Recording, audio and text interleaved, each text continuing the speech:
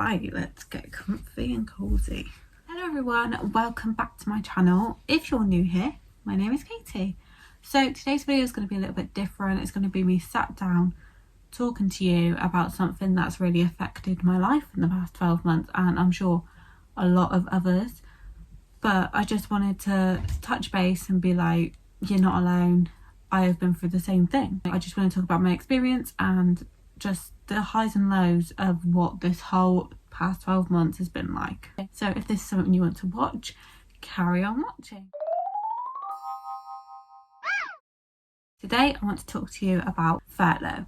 Now, if you don't know what furlough is, one, where have you been?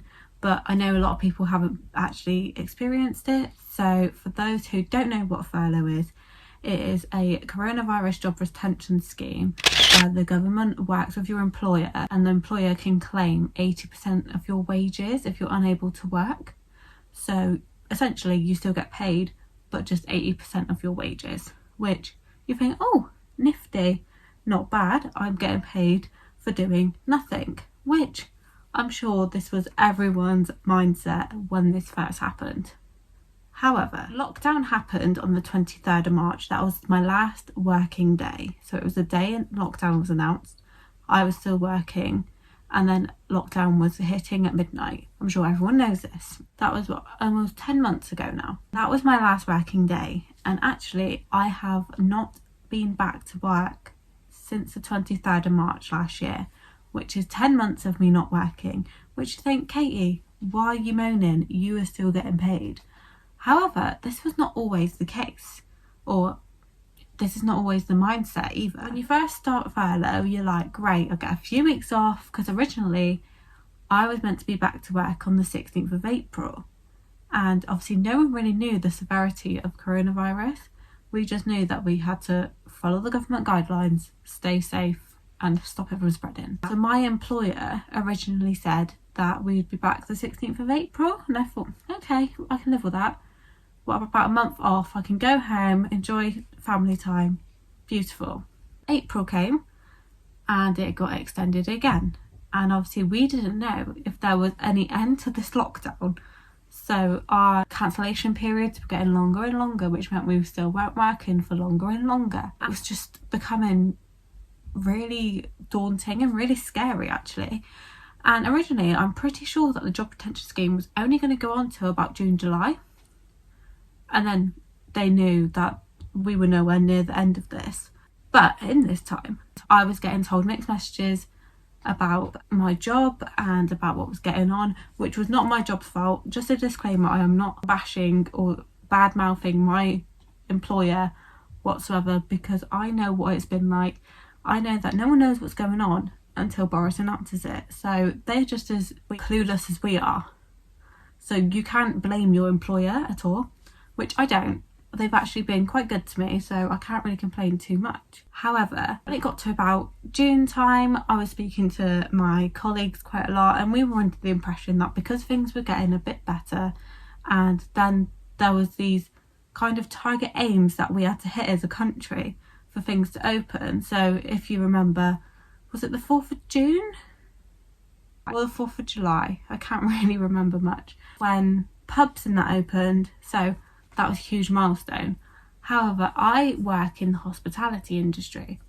So, and we, as a resort, we have to make sure that everything is allowed open in order for us to work properly and really give that service offer that we, offer.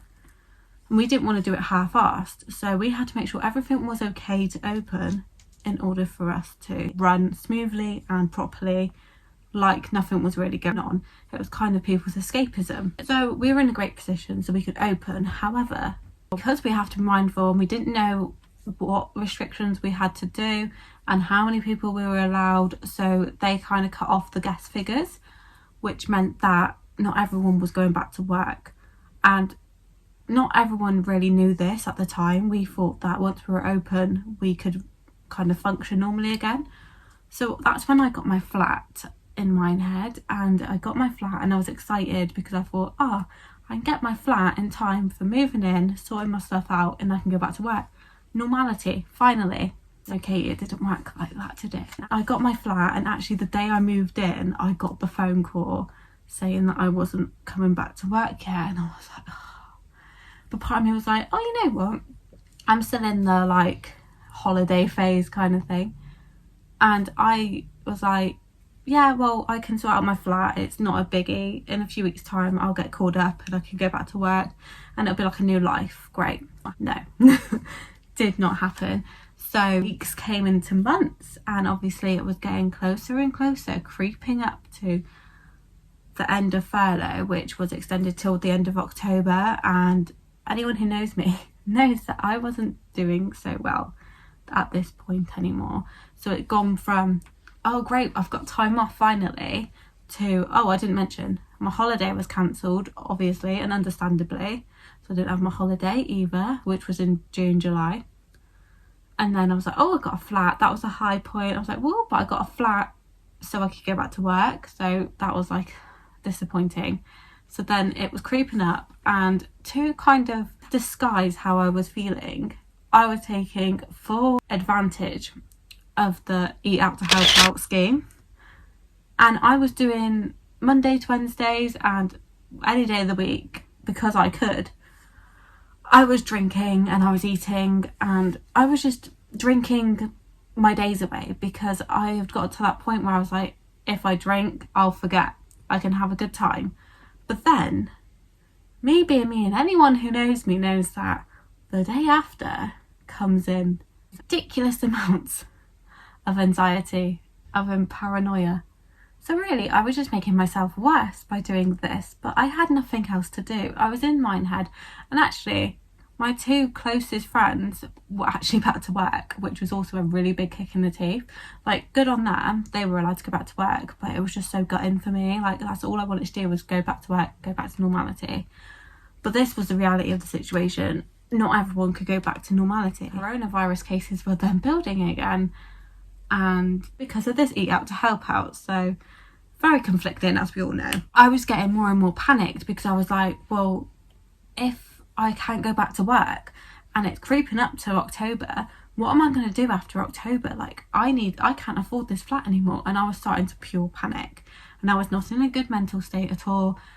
It had gone from me enjoying my time off to pure panic. I was living in fear, and I was not going out. I was not spending a penny. I was just isolating myself, because I was too scared in case I had lost everything. The point where I escaped here for a couple of weeks. I went back to my parents' house for a few weeks because I needed to get away from that mind space. Thankfully, during this time, I was actually keeping in good touch with my old manager, who's actually a really good friend of mine. And he, also was at home, also came back to Plymouth to kind of detox for my brain and my mindset and kind of just relax a little bit. He actually messaged me asking me when I was coming back, because they were basically, well, he didn't want to say, but it was like confirmation that everyone was going back to work. And this was like the best news I've had all year. I was buzzing. I was like, finally, a bit of normality. I can go back to work. This is great. This is amazing. Yes. So then I got a phone call from my boss, and he told me, and I was like, oh my God, yes, when do you want me back?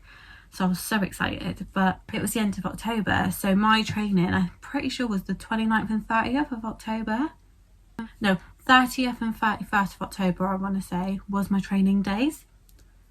Now, I think you all know what I'm going to say. 31st of October, we had just finished my second part of Welcome Back training, to find out that Boris was making an emergency announcement. Now, we knew he was going to make an announcement on the Monday. Then it got obviously pulled forward. And he announced another lockdown. So this was lockdown 2. Which meant 4-week lockdown. Katie ain't going back to work, is she? No. However, furlough had extended, so I didn't need to worry about that side of it. But I was like, are you actually kidding me right now? Like, does the universe actually hate me?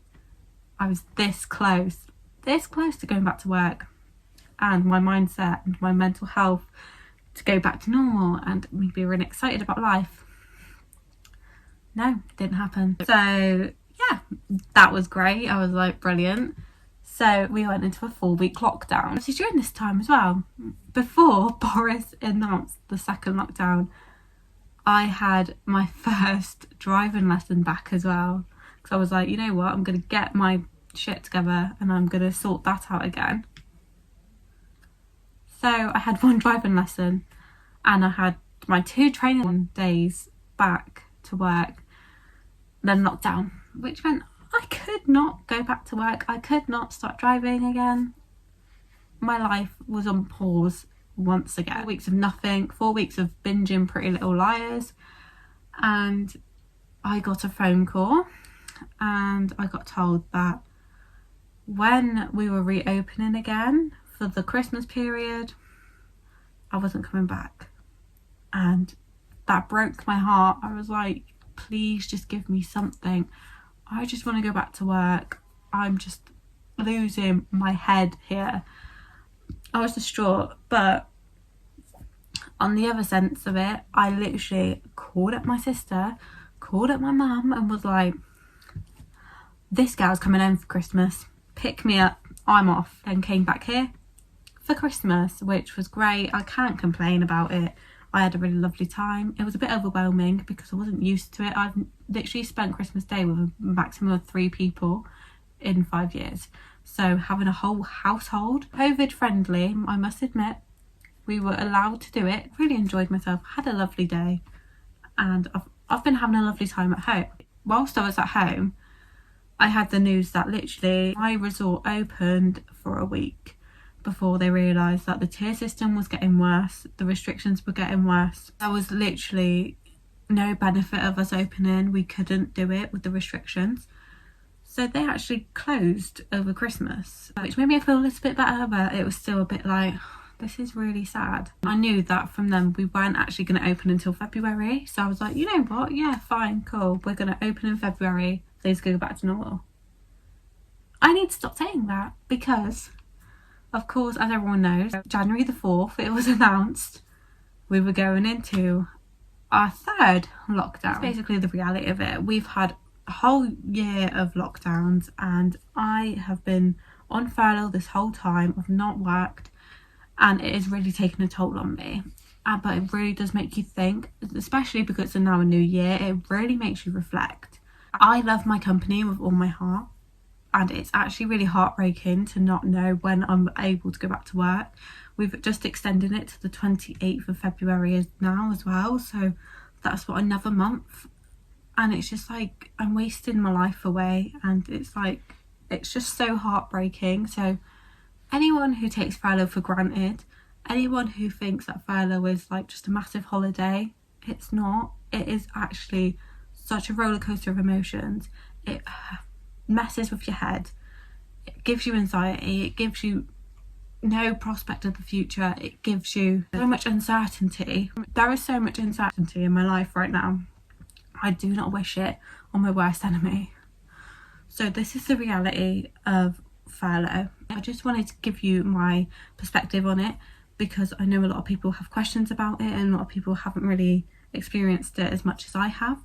I know they did during the first proper lockdown where everything was closed, but since then they've managed to work. But honestly, my heart goes out to all the key workers because I know that they're working hard and I almost feel guilty. It's one of those things as well where like you want to work for somewhere, but then you want to keep the optimism that you're going to go back to your company. So it's getting to that point now where I need to decide what I want to do and I need to decide where my life's going to take me.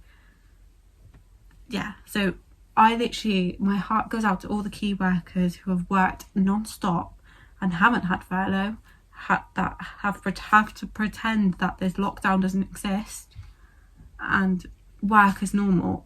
My heart goes out to them. I applaud you, honestly. My anxiety has got to the point where I'm too scared to try something new and I'm now so complacent. It's actually scaring myself. I really don't know what to do with myself. I know this has been quite a serious video, but I just wanted to kind of touch base and tell you the reality that has been my life for the past 12 months. I really hope everyone stays safe and well. please follow the restrictions, please follow the government guidelines, because at the end of the day, they're here to help us. And you might not think that Boris is trying to help us, but we kind of fought it off last year. We just need to do it again. We all knew that winter was going to be the worst time, but we just need to do our bit just so our life can go back to normal. The vaccines are getting rolled out. We just need to do our bit.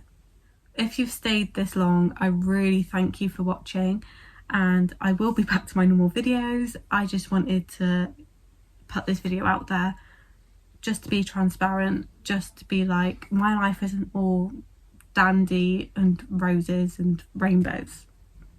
I wish it was. Anyway, I will see you in my future videos. Like and subscribe if you want to see more, not necessarily of this kind of video, but I'd really appreciate it. And give us a comment. I love to talk to you guys. Bye.